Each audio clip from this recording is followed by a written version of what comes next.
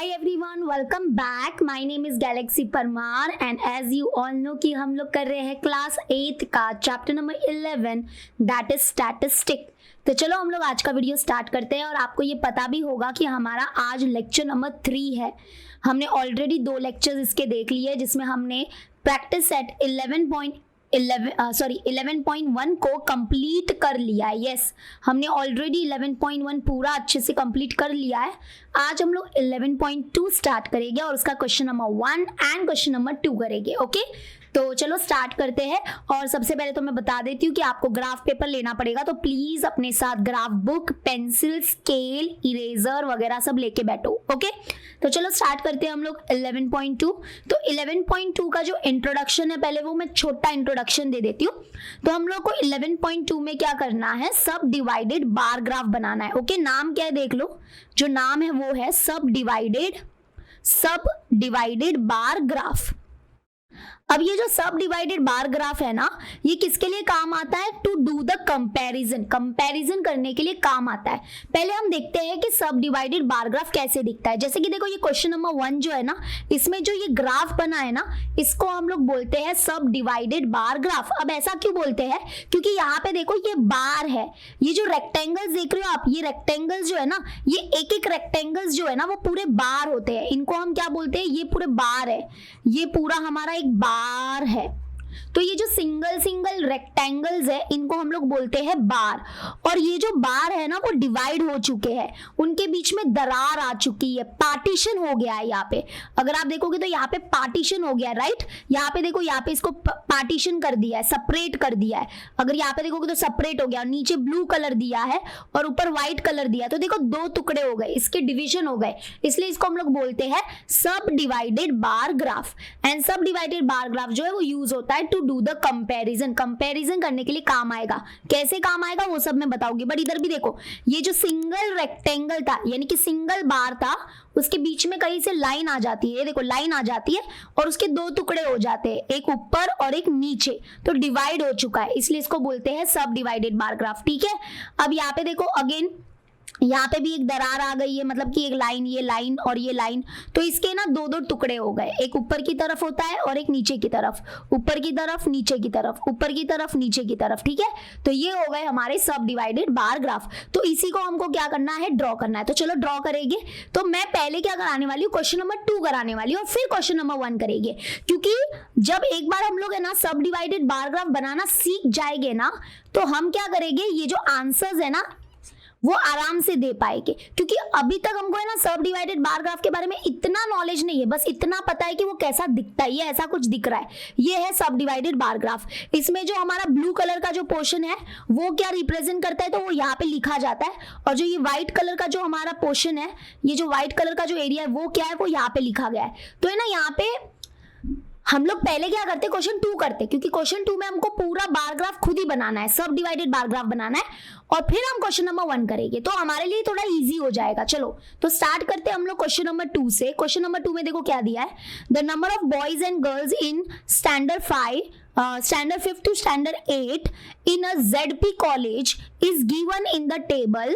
Draw a subdivided bar graph to show the data. यानी कि यहाँ पे देखो, ये डेटा किसका है, कि जो 5th स्टैंडर्ड से लगा के 8th स्टैंडर्ड तक जो बच्चे हैं उनका डेटा है। तो कितने नंबर ऑफ बॉयज है और कितने नंबर ऑफ गर्ल्स है उनके बारे में यहाँ पे हमको बताया गया है। और हमको क्या करना है, ये डेटा को एक ग्राफ में रिप्रेजेंट करना है, और वो ग्राफ का नाम है सब डिवाइडेड बार ग्राफ में इसको हमको ड्रॉ करना है। और हमको है ना यहाँ पे एक्स एक्सिस में जो स्केल लेनी रहती है ना, यहाँ पे एक्स एक्सिस और वाई एक्सिस होता है, पता है ना। हाँ, तो सॉरी मैं क्या बोल रही थी, हाँ, वाई एक्सिस में क्या स्केल लेना है वो यहाँ पे दिया होता है। तो ये बहुत बढ़िया बात है, ये कैसे काम आएगा मैं आपको आगे चल के बताती हूँ।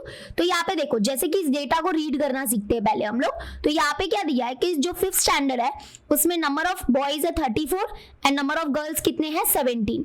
और जो 6th स्टैंडर्ड है उसमें नंबर ऑफ बॉयज है 26 एंड नंबर ऑफ गर्ल्स है 14। जो 7th स्टैंडर्ड है उसमें नंबर ऑफ बॉयज है 21 एंड गर्ल्स है 14। एंड 8th स्टैंडर्ड में बॉयज है 25 एंड गर्ल्स है 20। तो अभी हमको सबसे पहले क्या करना पड़ेगा, ये जो टेबल है ना वो रीड्रॉ करना पड़ेगा, फिर से बनाना पड़ेगा, और उसमें नीचे की तरफ एक रो ऐड करना पड़ेगा। जैसे देखो, हम लोग ये जो पूरा टेबल है ना फिर से बनाएंगे हम लोग। तो पहला जो यहाँ पे लिखा है स्टैंडर्ड, तो ये जो स्टैंडर्ड है वही मैं लिख रही हूँ। और यहाँ पे कौन कौन से स्टैंडर्ड है, 5th स्टैंडर्ड है, 6th स्टैंडर्ड है, 7th स्टैंडर्ड है और ये 8th स्टैंडर्ड है। फिर यहाँ पे क्या है, बॉयज और फिर गर्ल्स। और आपने अगर ऑब्जर्व किया होगा तो देखो नीचे की तरफ मैंने एक रो एक्स्ट्रा बनाया है लास्ट में, वो क्यों, वो टोटल के लिए होगा। किसके लिए होगा, टोटल के लिए होगा, ये ड्रॉ करना पड़ेगा। जैसे पहले आते 5th स्टैंडर्ड में कितने नंबर ऑफ बॉयज है, 37, गर्ल्स कितने हैं 17, 6th की बात करें तो 26 एंड 14, ये कहाँ से लिख रहे हैं, टेबल से लिख रहे हैं, जो गिवन है ना वही देखा। फिर 21 एंड 14, फिर यहाँ पे 25 एंड 20। अभी जो लास्ट में हमने एक रो एक्स्ट्रा बनाया है, यहाँ पे टोटल करना पड़ेगा। टोटल मतलब कि यहाँ पे पूरा जो हमारा 5th स्टैंडर्ड है उसमें टोटल नंबर ऑफ स्टूडेंट कितने हैं, 4 और 7। अगर 4 और 7 को ऐड करोगे, ऐसे वर्टिकली इनको ऐड करो तो 4 और 7 हो गया 7, 8, 9, 10, 11, तो यहाँ पे 1 और 1, 3, 4, 5, 51, मतलब टोटल 51 स्टूडेंट है किसमें, 5th स्टैंडर्ड में। उसके बाद आते हैं इसको ऐड करेंगे तो ये 0 और 1, 2, 3, 4, 40 स्टूडेंट हैं हमारे 6th स्टैंडर्ड में। उसके बाद यहाँ पे 5 और 3, 35 स्टूडेंट है 7th स्टैंडर्ड में। और यहाँ पे 5 और यहाँ पे 2, 2, 4, तो 45 स्टूडेंट्स हैं हमारे 8th स्टैंडर्ड में। ठीक है, तो ये टोटल करना क्यों जरूरी है, क्योंकि जब हम इसको देखो ग्राफ बनाएंगे ना तो आपको यहाँ पे ध्यान में रखना है कि पहले हम लोग क्या करेंगे, एक एक्स एक्सिस बनाएंगे, ये हमारा एक्स एक्सिस होगा और यहाँ पे क्या होगा हमारा, ये वाई एक्सिस होगा। तो वो जो रेक्टेंगल्स है ना, रेक्टेंगल्स की ऊंचाई कितनी होनी चाहिए, हाइट कितनी होनी चाहिए, तो वो हमको ये वाला जो टोटल है ना वो बताता है। तो टोटल हमको किसके लिए फाइंड करना पड़ेगा, ताकि हम लोग को रेक्टेंगल की हाइट पता चल सके कि हाइट कितना होगा हमारे पूरे रेक्टेंगल का, ऊंचाई कितनी होगी। ठीक है, तो चलो अभी हम लोग ग्राफ पेपर लेते हैं, ग्राफ पेपर ड्रॉ करेंगे। तो ये मेरा ग्राफ पेपर है, आपका ग्राफ पेपर है किधर है जरा बताना। सब लोग ने ग्राफ पेपर लिया ना, वेरी गुड। चलो let us start with the graph paper. सबसे पहले हम लोग बनाएंगे एक्स एक्सिस और वाई एक्सिस। तो ध्यान से देखना कैसे मैं बना रही हूँ, अच्छे से देखो। ये देखो, ये हमारा पहला होता है x axis, this is x axis. फिर आते हैं और यहाँ पे बनाते हैं ये वाई एक्सिस, ये वाई एक्सिस है। ओके, एरो बनाना भूलो मत, क्योंकि बहुत बच्चे क्या करते पता है, एरो ही नहीं बनाते, और एरो नहीं बनाते ना मुझे बहुत चिढ़ होती है। तो प्लीज एरो बना दो, यहाँ पे भी एरो बना दो, यहाँ पे भी एरो बना दो, यहाँ पे भी एरो बना दो। देखो आपका जो ग्राफ पेपर है वो डार्क ग्रीन मतलब ग्रीन कलर का होगा, राइट। तो उसके ऊपर है ना, एक तो क्या होता है ना, लाइट ग्रीन कलर के लाइंस होते हैं और डार्क ग्रीन कलर के लाइंस होते हैं। तो आपको ये जो एक्स एक्सिस है और वाई एक्सिस है ना, वो डार्क ग्रीन कलर के ऊपर बनाना है। डार्क ग्रीन कलर के जो लाइन होते हैं ना उसके ऊपर बनाना है। जैसे यहाँ पे देखो, यहाँ पे दिख रहा है ये बहुत डार्क कलर दिख रहा है, ये डार्क कलर है, ये डार्क कलर है, और इसके बीच में इसके बीच में 10 ऐसे लाइंस आएंगे जो लाइट ग्रीन होंगे। तो आपको जो एक्स एक्सिस और वाई एक्सिस है ना, वो डार्क ग्रीन के ऊपर बनाना पड़ता है, डार्क कलर के ऊपर बनाना पड़ता है, नहीं तो कुछ बच्चे कैसे भी बना देते हैं और जो नहीं चलता है। ठीक है, तो यहाँ पे हम लोग लिखेंगे एक्स और यहाँ पे लिखेंगे एक्स डैश। जो एक्स एक्सिस है ना उसको हम लोग रिप्रेजेंट करते हैं एक्स और एक्स डैश। ऊपर होगा हमारा वाई और नीचे होगा हमारा वाई डैश, और ये जो बीच में होता है वो हमारा क्या होता है, ओरिजिन होगा। क्या होगा बच्चा पार्टी, ओरिजिन होगा। क्लियर हो गया। अभी देखो यहाँ पे बोला था कि जो वाई एक्सिस है ना, सॉरी यहाँ पे देखो क्या बोला है कि on Y axis take scale 1 centimetre is equal to 10 student. मतलब 1 सेंटीमीटर हमको कितना रखना है, 10 स्टूडेंट रखना है। मतलब 1 सेंटीमीटर इज इक्वल टू 10 का स्केल लेना है। तो मतलब यहाँ पे देखो, यहाँ पे थोड़ा डॉट डाल देती हूँ, ये 1 सेंटीमीटर के गैप है हमारे, तो 1 के गैप है, तो 1 सेंटीमीटर के, तो यहाँ पे क्या स्केल लेना है, 10 centimetre. 1 centimetre is equal to 10 student का स्केल लेना है। तो यहाँ पे आएगा ये 10, फिर यहाँ पे आएगा 20, यहाँ पे आएगा 30, यहाँ पे आएगा 40, 50, 60, 70। ठीक है, जितना होता है उतना लिख दो। तो यहाँ पे वाई एक्सिस के ऊपर क्या लेना है, ये स्केल लेना है। ओके, अभी देखो मैं एक बात बताती हूँ, ये जो हमारे स्टैंडर्ड होते हैं ना, ये स्टैंडर्ड हम लोग है ना एक्स एक्सिस पे रिप्रेजेंट करेंगे। किस पे रिप्रेजेंट करेंगे, एक्स एक्सिस पे रिप्रेजेंट करेंगे। और ये जो सारे नंबर्स है ना, ये नंबर्स को हम लोग रिप्रेजेंट करने वाले हैं वाई एक्सिस के ऊपर। किसके ऊपर रिप्रेजेंट करेंगे, वाई एक्सिस के ऊपर। ये टोटल किसके लिए निकाला था, टोटल इसलिए निकाला था ताकि हमको पता चल सके कि हमारे रेक्टेंगल की हाइट कितनी होने वाली है। ओके, उसकी ऊंचाई कितनी होगी। तो अभी ये जो स्टैंडर्ड है इसको हम लोग एक्स एक्सिस पे बनाते हैं 5th 6th 7th 8th को। तो चलो अभी हम लोग क्या करेंगे, यहाँ पे 1 का गैप लो, मतलब कि यहाँ पे ना, यहाँ पे 1 सेंटीमीटर का गैप लो। देखो इसको डार्क कर रही हूं मैं, यहाँ पे दिख रहा है ना आपको, हाँ थोड़ा सा ऐसे डार्क करो। तो अभी आपको है ना क्या करना पड़ेगा, पहला जो 1 सेंटीमीटर है ये फर्स्ट डब्बा छोड़ देना है, और यहाँ पे ये जो है ये रिप्रेजेंट करेगा हमारा 5th स्टैंडर्ड। ठीक है, फिर आपको 1 का गैप लेना है, फिर ये वाला जो डब्बा होगा वो रहेगा 6 स्टैंडर्ड, फिर ये गैप छोड़ना है 1 सेंटीमीटर का, फिर ये वाला जो डब्बा रहेगा वो 7 स्टैंडर्ड होगा, ये 7 स्टैंडर्ड, फिर ये डब्बा छोड़ देना है 1 सेंटीमीटर का, और फिर यहाँ पे ये होगा 8 स्टैंडर्ड। ठीक है, अभी हम रेक्टेंगल बनाएंगे। तो रेक्टेंगल बनाने के लिए सबसे पहला रेक्टेंगल का जो हाइट है वो कितना होना चाहिए, 51 होना चाहिए। तो देखो अभी मैं जो रेक्टेंगल बनाऊंगी ना, आपको बहुत केयरफुली ध्यान देना है, और आप भी स्केल और पेंसिल ले लो। तो अभी देखो रेक्टेंगल बन रहा है, ठीक है, रेक्टेंगल बनेगा तो हाइट क्या लेनी है, 51। तो ये 50 है, 50 के जस्ट ऊपर एक कदम ऊपर जाओगे ना तो आपको मिलेगा 51। तो यहाँ पे देखो ये 51 होगा, देखो दिख रहा है आपको, मैंने एक कदम उसको ऊपर रखा है, एक कदम उसको ऊपर रखा है, क्योंकि हाइट कितनी है 51, थोड़ा और ऊपर, आपको डिफरेंस नजर आ रहा होगा। हाँ ये देखो, अगर चाहो तो जूम करके दिखा देती हूँ, देख लो, ये देखो यहाँ पे अगर देखोगे तो ये एग्जैक्टली 50 है ये वाला लाइन, बट आपको एक कदम ऊपर जाना है, ये 51 है, फिर 52, 53, 54, 55, 56, 57, 58, 59, 60, ऐसे। तो आप लोग को 51 के ऊपर रखना है। पर तो ये देखो ये हमारा रेक्टेंगल है, इसकी हाइट देखोगे तो इसकी हाइट कितनी बनाई हमने, 51। अब ये रेक्टेंगल के ना 2 टुकड़े होने वाले हैं, मतलब उसको सब डिवाइड करेंगे, वो डिवाइड है ना हम लोग थोड़ा बाद में करते हैं, पहले हम पूरे 4 के 4 रेक्टेंगल बना देते हैं। अब अगर सेकेंड रेक्टेंगल देखोगे तो सेकंड रेक्टेंगल की हाइट कितनी होगी, 40 होगी। ओके, तो चलो 40 की हाइट वाला रेक्टेंगल बनाते हैं। तो 40 तो बड़ा सिंपल है, ये हमारा 40 है, आपको है ना एक गैप छोड़ के बनाना है, एक गैप छोड़ के बनाना है। ये देखो ये हमारा 40 हो गया, ये हमारा 40 हो गया। देखो यहाँ पे एक गैप छोड़ना है आपको, स्टार्टिंग में एक डब्बा छोड़ेंगे, फिर रेक्टेंगल बनाएंगे, फिर से एक डब्बा छोड़ेंगे, फिर रेक्टेंगल बनाएंगे। ठीक है, नेक्स्ट अभी 7 स्टैंडर्ड देखिए, 7 स्टैंडर्ड में टोटल स्टूडेंट कितने थे, 35। तो अभी जो रेक्टेंगल बनेगा उसकी हाइट क्या लोगे, 35, और 30 और 35 कहाँ पे आएगा, 30 और 40 के बीच में आएगा, तो हम लोग बीच में बनाएंगे। तो यहाँ पे तो हम यहाँ पे 35 बनाते हैं। चलो ये देखो एग्जैक्टली बीच में बनाया है, यहाँ पे देखोगे ना 30 और 40 के बीच में आएगा, तो ये बीच में बनाया है 30 और 40 के बीच में। ठीक है, समझ जाओ अभी आप। 8th स्टैंडर्ड का टोटल नंबर ऑफ स्टूडेंट्स कितने थे, टोटल नंबर ऑफ स्टूडेंट्स थे 45। तो हम लोग 45 के हाइट का रेक्टेंगल बनाएंगे। 45 कहाँ पे आएगा, 40 और 50 के बीच में।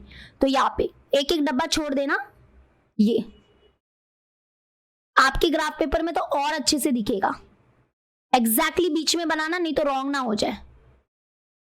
तो ये हो गया हमारा सब डिवाइडेड बार ग्राफ। नहीं, अब तो नहीं कंप्लीट हुआ है। तो अब समझा कि वो टोटल क्यों फाइंड किया था, टोटल इसलिए फाइंड किया था क्योंकि हमको पता चलता है कि हम लोग का जो पूरा रेक्टेंगल की जो ऊंचाई है वो कितनी होगी। अब ये तो क्या है ना, पूरा मतलब ये ध्यान देना कि ये जो पूरा एक रेक्टेंगल है ये क्या बताता है, ये पूरा इसका हाइट क्या बताता है, टोटल नंबर ऑफ स्टूडेंट। ये जो है वो पूरा क्या बताएगा, टोटल नंबर ऑफ स्टूडेंट, ये पूरा टोटल नंबर ऑफ स्टूडेंट्स बताएगा। But number of students 2 part में डिवाइड होते हैं, कुछ लड़कियां होती है कुछ लड़के होते हैं। तो अभी हम इसको डिवाइड कर देंगे। तो देखो जो टोटल 51 स्टूडेंट्स थे उसमें से 34 क्या थे, बॉयज थे। तो अभी हम लोग क्या करेंगे, एक लाइन बनाएंगे, और वो लाइन हमको 34 पे बनानी है। तो ये 30 है तो इसके ऊपर 31, 32, 33, 34, तो 34 इधर आ रहा है, तो हम इसको 34 से टुकड़े कर देंगे। तो 34 से हमने टुकड़े कर दिए। तो यहाँ पे देखना, ये जो नीचे की तरफ जो होगा ना, नीचे की तरफ ये हमारा बताएगा बॉयज, ये बॉयज बताएगा, और जो ऊपर है ना, ऊपर जो बच गया वो क्या होगा, गर्ल्स होगा। क्यों, क्योंकि टोटल जो हमारे रेक्टेंगल की हाइट थी वो 51 थी, उसमें से अगर हम -34 कर देंगे, मतलब बॉयज लोगों को माइनस कर देंगे, तो बचेंगे कितने, बचेंगे 17, और 17 क्या है, हमारे गर्ल्स है। तो ये रेड वाला ऊपर क्या होगा, वो गर्ल्स होने वाला है, और नीचे क्या होगा, बॉयज होगा। तो ऊपर का आप टेंशन मत लो, ऊपर ऑटोमेटिकली हमारा जो है वो आ जाएगा, और नीचे हमारा बॉयज होगा। तो याद रखना, नीचे वाला बॉयज होगा, ऊपर वाला गर्ल्स होने वाला है।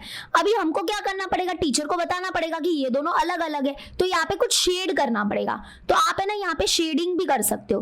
तो आप यहाँ पे कुछ ऐसे, मतलब आपकी मर्जी, वैसे तो आप ऐसे लाइंस भी बना सकते हो, या इसको थोड़ा सा ऐसे शेड करके कुछ अलग करो। तो यहाँ पे कुछ अलग करना पड़ेगा आपको। तो ये हमारा बॉयज है ना, तो बॉयज के लिए हम लोग ये वाला करेंगे, और गर्ल्स को खाली छोड़ देंगे। या अगर आपको गर्ल्स की जगह पे कुछ करना है तो कर सकते हो, बट कुछ अलग करना, ऐसा लाइन मत ड्रॉ करना। या अगर आपको पॉइंट रखना है तो पॉइंट भी रख सकते हो ऐसे। तो ये क्या होगा, ये हमारा गर्ल्स होगा। ये पॉइंट क्या डिनोट करेगा, ये वाला जो पोर्शन है ऊपर वाला वो गर्ल्स के लिए होगा, नीचे हमारा बॉयज होगा। ऐसे भी कर सकते हो। अब जैसे सेकेंड देखो, टोटल हमारा हाइट कितना था, टोटल हमारे रेक्टेंगल का हाइट है 40 में से 26 क्या है, है, 26 हमारे बॉयज है। तो हम लोग अभी वो जो लाइन है ना जो पार्टीशन करता है वो कहाँ पे बनाएंगे, 26 के पास बनाएंगे। तो 26 किधर होगा, 26 देखो 26 कहाँ पर आएगा, 20 और 30 के बीच में आता है 25, 25 से थोड़ा ऊपर जाना पड़ेगा, थोड़ा ऊपर जाएंगे ना तो हमको 26 मिलेगा। तो यानी कि यहाँ पे अगर देखा जाए तो ये हो गया हमारा नीचे वाला 26, ये नीचे वाला हमारा क्या होगा, बॉयज होगा, और ऊपर ऑटोमेटिकली क्या हो जाएगा, ऊपर ऑटोमेटिकली हमारे गर्ल्स हो गए। तो गर्ल्स को हम लोग ऐसे डॉट से भी कर सकते हैं, ठीक है, ऊपर वाला ऑटोमेटिकली गर्ल्स हो जाएगा। ठीक है, अभी नेक्स्ट टोटल 35 स्टूडेंट्स है क्लास 7th में, उसमें से 21 हमारे बॉयज है। तो वो जो लाइन है वो कहाँ पे बनेगी, 21 के पास बनेगी। तो चलो हम लोग 21 के पास वो लाइन बनाते हैं। तो 21 किधर होगा, ये 20 है, ये 20 है, बट 20 पे नहीं बनाना है, 21 पे बनाना है। तो 21 थोड़ा सा ऊपर होगा, थोड़ा सा, एक कदम ही ऊपर होगा, ज्यादा नहीं। तो ये 21 हो गया।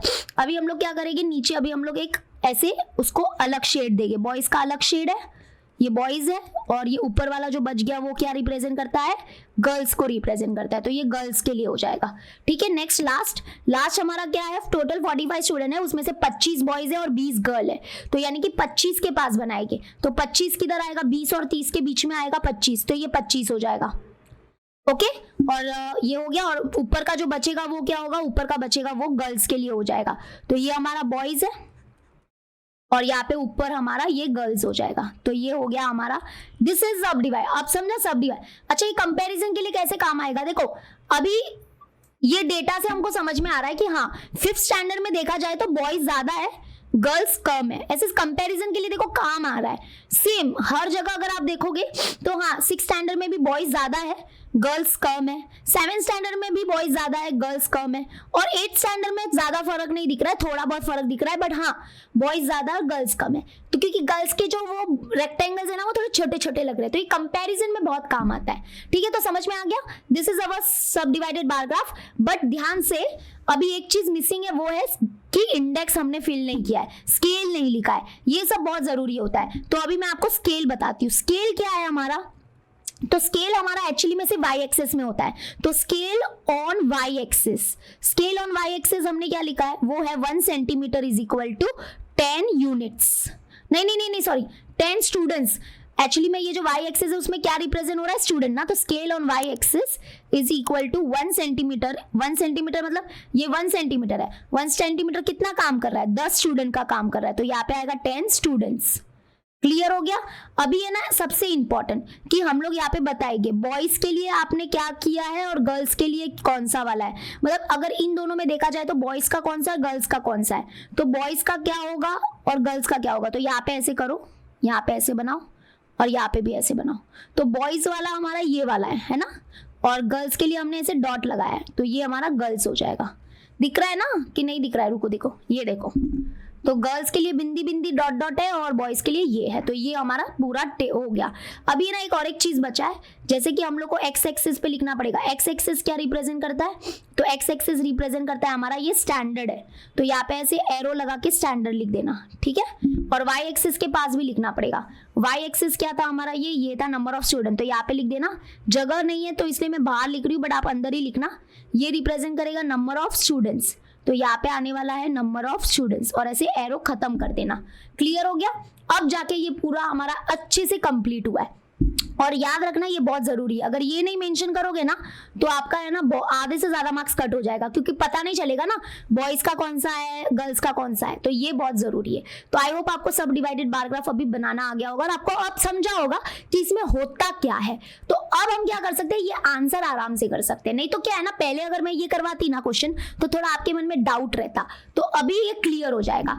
पहले देखना, अभी है ना पहले डेटा को समझना कि भाई डेटा किसका दिया है। जैसे अगर देख सकते हो तो यहाँ पे ना अलग अलग नाम लिखे गए। क्या क्या नाम लिखे गए, सविता, सरोज, वर्षा, मेघा, वैशाली, ऐसे अलग अलग नाम लिखे गए, ठीक है। उसके बाद अगर यहाँ पे देखोगे तो उनके सेविंग्स बताए, मतलब कि यहाँ पे सेविंग्स हो रहे हैं, उनके जो सेविंग्स है। और सेविंग्स जो है वो 2 पार्ट में डिवाइड है। जैसे कि यहाँ पे देखो, सेविंग इन अप्रैल, मतलब ये ब्लू कलर का क्या बताएगा, ये ब्लू कलर का जो शेड है तो वो अप्रैल मंथ का सेविंग है। और जो खाली है, जो व्हाइट कलर है, व्हाइट कलर क्या बताता है, मार्च मंथ का सेविंग है। मतलब ये डेटा किसका है, 5 फ्रेंड्स है और उनके सेविंग्स का डेटा है। इन द मंथ ऑफ अप्रैल उन्होंने कितने सेविंग्स किए और इन द मंथ ऑफ मार्च उन्होंने कितना सेविंग किया है, उसके बारे में ये डेटा है। और स्केल जो लिया है वो कितना लिया है, 1 सेंटीमीटर इज इक्वल टू ₹200 लिया है, क्योंकि देखो यहाँ पे एक एक सेंटीमीटर में कितना बढ़ रहा है, एक एक सेंटीमीटर में 200 बढ़ रहा है, मतलब यहाँ पे जो सेविंग है वो क्या है हमारी 200 है। ओके, तो चलो let us start with the first question. क्या बोला है, state the type of the graph, state the type of the graph. कौन सा ग्राफ लगता है आपको, ये ऑब्वियसली यहाँ पे डिवाइड हुआ है, टुकड़े हुए हैं, मतलब इट इज सब डिवाइडेड बार ग्राफ। बस क्या लिखना है आपको, फर्स्ट वन का आंसर सब डिवाइडेड बार ग्राफ। क्लियर झालं, first one is very easy. Second one देखते क्या दिया, how much saving of Varsha, how much, एक मिनट, हाँ सॉरी वर्षा नहीं वैशाली है। How much is the saving of Vaishali in the month of अप्रैल। तो पहले देखो कि जो वैशाली है उसका बार किधर है, बार मतलब ये रेक्टेंगल, ये हमारा उसका बार है। ओके, तो हमको बोला है कि वैशाली जो है उसका अप्रैल मंथ में कितना सेविंग है, सिर्फ वही बताना है। तो यहाँ पे देखो ये पूरा जो बार है ना वो बताएगा उसका टोटल सेविंग। ये पूरा जो है ना, अगर आप देखोगे तो पूरा किधर लग रहा है, पूरा लग रहा है 800 पे, तो 800 रुपीज तो उसका पूरा सेविंग है। अब 800 में से वो अप्रैल के मंथ में कितना सेव करती है वो बताना रहेगा। तो अप्रैल वाला अगर देखोगे तो अप्रैल वाला कौन सा है, ये ब्लू वाला है ना, तो ब्लू वाला है, तो ब्लू वाला ये है, तो ये जो है ना वो उसका अप्रैल मंथ का सेविंग है वैशाली का। तो जरा देखते कि ये वाला कहाँ पे टच कर रहा है, कहाँ पे टच कर रहा है, ओ 600 पे टच कर रहा है। इसका मतलब कि वैशाली का अप्रैल मंथ में जो सेव हुआ है ना वो हुआ है कितना, 600, क्योंकि 600 पे उसको टुकड़े कर दिए गए हैं। तो मतलब कि यहाँ पे हम लोग लिखेंगे ₹600। ठीक है, तो ऐसे पूरा अच्छे से लिख देना। क्या लिखोगे, ₹600 is the saving of Vaishali in the month of अप्रैल। ठीक है, ये रुपीस का साइन भी डाल सकते हो या RS डॉट भी लिख सकते हो, आपकी मर्जी। चलो डन, नेक्स्ट आते हैं, how much is the total of savings of Saroj in the month of March and April. मतलब आपको टोटल सेविंग बतानी है किसकी, सरोज की, इन the month of March and April, मतलब दोनों की मिलके बतानी है, मार्च में और अप्रैल में टोटल सेविंग कितना हुआ है सरोज का। तो सरोज वाला हम लोग पहले ढूंढते हैं भाई, सरोज वाला कहाँ पर होगा, सरोज किधर है, इधर है। तो ये हमारा पूरा सरोज का बार है, बार मतलब रेक्टेंगल। तो टोटल सेविंग कितनी हो गई उसकी, टोटल सेविंग कितनी हो गई है, 800 रुपए। वाओ, तो मतलब कि दोनों महीने में उसने टोटल सेविंग जो की है वो 800 रुपए की है। अगर इस 800 के टुकड़े करने हैं, मतलब आपको 800 में से ये भी अगर बताना हो कि मार्च में कितनी है और अप्रैल में कितनी है वो भी बता सकते हैं। तो अगर आप देखोगे तो सरोज की टोटल सेविंग तो चलो समझ में आ गई, 800 रुपए है, लेकिन अगर आप यहाँ पे देखोगे तो इसके टुकड़े जो हुए हैं वो 400 में हुए, राइट। तो मतलब कि सरोज का जो अप्रैल मंथ में जो सेविंग है, क्योंकि ये जो है ये ब्लू कलर वो अप्रैल का लिए है, तो अप्रैल मंथ में जो सेविंग है वो 400 रुपए है, और जो ये जो है मार्च मंथ में जो सेविंग है वो भी 400 होगी। क्यों, क्योंकि टोटल पूरा कितना था, 800 रुपए सेविंग था, उसमें से -400 करो तो बचा कितना, 400। मतलब कि यहाँ पे ऊपर अगर देखा जाए मार्च मंथ में भी उसकी सेविंग 400 है। ओके, बट हमको बोला था टोटल बताने ना, तो हमने टोटल बता दिया। How much is the total बढ़ाया, मतलब टोटल बताओ, total saving of the Saroj in the month of March and April, and that is 800। Okay, March and April दोनों का साथ में बताना था। अभी आते हैं फोर्थ वन, हाउ मच, ध्यान से सुनना इसको, how much more is the total saving of Savita than the total saving of Megha. मतलब यहाँ पे क्वेश्चन क्या है कि सविता का जो टोटल सेविंग है वो कितना ज्यादा है मेघा के टोटल सेविंग से। तो पहले हम लोग क्या करते हैं, चलो दोनों का, सविता का टोटल सेविंग कितना है वो देखते हैं, और फिर मेघा का टोटल सेविंग कितना है वो देखते हैं। ऑब्वियसली सविता का ज्यादा होगा, क्योंकि इन लोग ने बताने क्या बोला है कि सविता ने कितना ज्यादा सेव किया है एज कंपेयर टू मेघा। तो चलो सविता वाला बार सबसे बड़ा है, माय गॉड सविता ने कुछ ज्यादा ही सेव किया, ये सविता वाला बार है, और मेघा भाई मेघा तो सबसे कम कर रही है यार सेविंग, वो उड़ा रही है ज्यादा पैसा। चलो सविता का टोटल सेविंग कितना है, उसका देखो टोटल पूरा ऊपर देखो बार किधर तक टच कर रहा है, 1000 रुपीज पे। तो मतलब कि हमारे सविता का सेविंग है 1000 रुपीज। मेघा इधर है, मेघा का टोटल बार किधर टच कर रहा है, अगर मेघा का टोटल बार देखोगे तो वो बीच में टच कर रहा है, एकदम बीच में मतलब किधर 400 और 600 के बीच में टच कर रहा है। और याद रखना 400 और 600 के बीच में क्या आएगा, बीच में आएगा 500 आएगा, मतलब कि मेगा का जो टोटल सेविंग है वो 500 रुपीज है।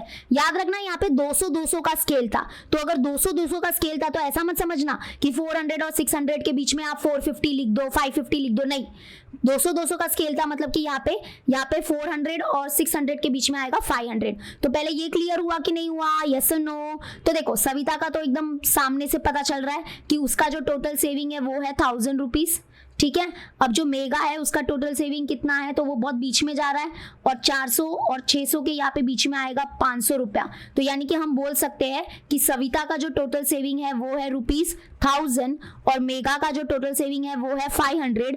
अब हमको बताना है कि हाउ मच मोर, कितना ज्यादा है सविता का saving as compare to Megha. तो अगर देखा जाए तो दोनों में जो डिफरेंस आ रहा है, जो गैप आ रहा है, वो 500 रुपए का गैप आ रहा है। इसका मतलब ₹500 इज द आंसर। मतलब हम क्या बोलेंगे कि ₹500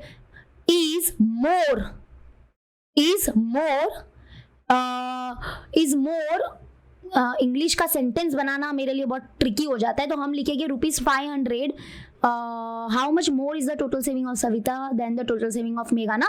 तो हम लिखेंगे the total saving of Savita is ₹500 more than the total saving of Megha. Yes, कैसे लिखोगे, देखो मैं इसका सेंटेंस बना चुकी हूँ। The total saving of Savita is ₹500 more than the total saving of Megha, क्योंकि सविता का 1000 रुपए सेव हुआ था, मेगा का सिर्फ 500 रुपए सेव हुआ है, तो सविता का कितना ज्यादा सेव हुआ है, 500 ज्यादा सेव किया है उसने, इसलिए इनका जो डिफरेंस है वो 500 का आ रहा है ना, तो मतलब 500 इज द आंसर। अब आते हैं 5th one, who saving in the month of April is list. मतलब देखो अच्छे से पढ़ना क्वेश्चन, उन लोग ने सिर्फ अप्रैल मंथ का बोला है। Who saving in the month of April, अप्रैल के महीने में सबसे कम सेव किसने किया था, लिस्ट मतलब कम। तो जरा अप्रैल वाला सिर्फ पार्ट देखना पड़ेगा, टोटल पार्ट मत देखो, नहीं तो ऐसे तो हमारी मेगा जो है वो तो विनर है, उसने बहुत कम सेव किया है, बट सिर्फ अप्रैल के मंथ का बताओ, अप्रैल के मंथ में सबसे कम किसने सेव किया है। तो अप्रैल के मंथ वाला जो पोर्शन है वो हमारा ब्लू कलर वाला है, राइट, ब्लू कलर जो बार है, ब्लू कलर वाला वो अप्रैल के मंथ के लिए है। तो ये देखो, ये अप्रैल का मंथ है, ये अप्रैल का मंथ है, ये अप्रैल का मंथ है, ये अप्रैल का मंथ है, और ये अप्रैल का मंथ है। सबके अप्रैल के मंथ को देखो, सिर्फ अप्रैल के मंथ को देखना। तो सविता ने तो अप्रैल में 600 रुपया सेव किया है, तो वो तो ठीक है। सरोज ने 400 रुपया सेव किया है, और वर्षा ने भी 400 ही सेव किया है। ओहो, मेगा ने बहुत कम किया है, मेगा ने कितना सेव किया है, सिर्फ 200 रुपया सेव किया है, ये 200 का है। और यहाँ पे जो हमारी वैशाली है उसने कितना सेव किया है, उसने भी 600 किया है। मतलब मेगा का वैसे भी सबसे कम सेविंग है, और अप्रैल के मंथ में भी उसने कम ही किया है। एंड तो यहाँ पे हम लोग लिखेंगे who saving in the month of April is list, तो हमारा आंसर होगा mega. This is the answer. बस मेगा का सेविंग कम है, बोला नहीं है कि कितना है, बोला है कम किसका है बताओ, उसका नाम बताओ, तो हमने नाम बता दिया, बस दैट इज मेगा, हो गया। तो समझ में आ गया आंसर, बहुत ही इजी है कि नहीं, यस। और ये ग्राफ ड्रॉ करना भी आ गया, यस, वेरी गुड। अब 3rd और 4th वन घर पे तुम लोग करो, अगर नहीं आता है तो मुझे कमेंट में बताना, ठीक है।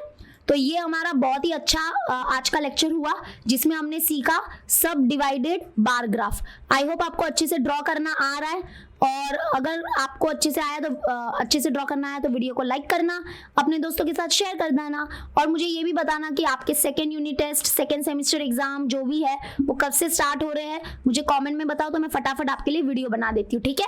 चलो bye bye, good night and take care.